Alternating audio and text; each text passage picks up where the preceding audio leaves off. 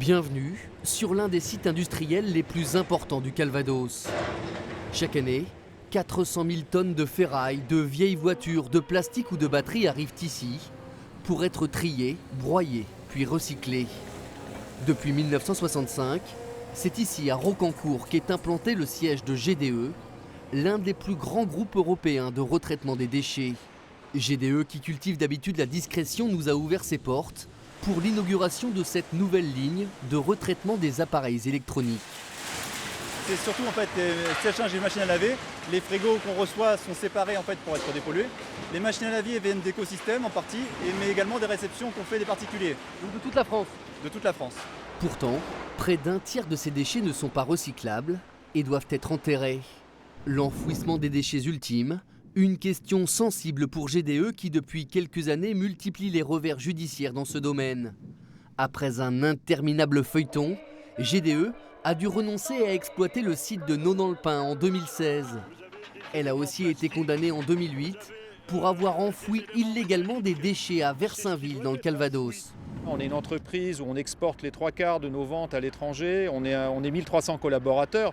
Il y a certainement eu un ou deux sites sur lesquels il y a eu des dysfonctionnements. Ces dysfonctionnements ont été traités. On est très attaché à la politique de compliance aujourd'hui. Voilà, donc probablement notre image en a pâti, c'est à nous de la restaurer. Et encore une fois, en montrant ce qu'on est capable de faire aujourd'hui dans le cadre de l'économie circulaire. Depuis 2016, Brahim Boufrou, un militant écologiste, surveille de très près le site GDE de Rocancourt. On fait des constats, filmés, photographiés, et on dit à GDE de rectifier le tir lorsqu'il faut. L'objectif, c'est donc qu'il y ait un bon voisinage entre les riverains qui sont à 400 mètres et l'entreprise. Avec les membres de son association, cet habitant de la commune reste en alerte.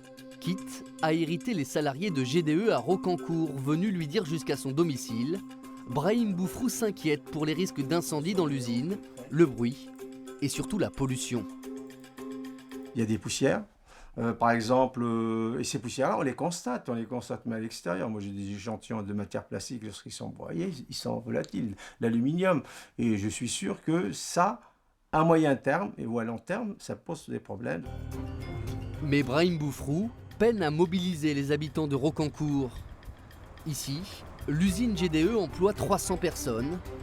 Après plus de 50 ans d'existence, elle fait désormais partie du paysage.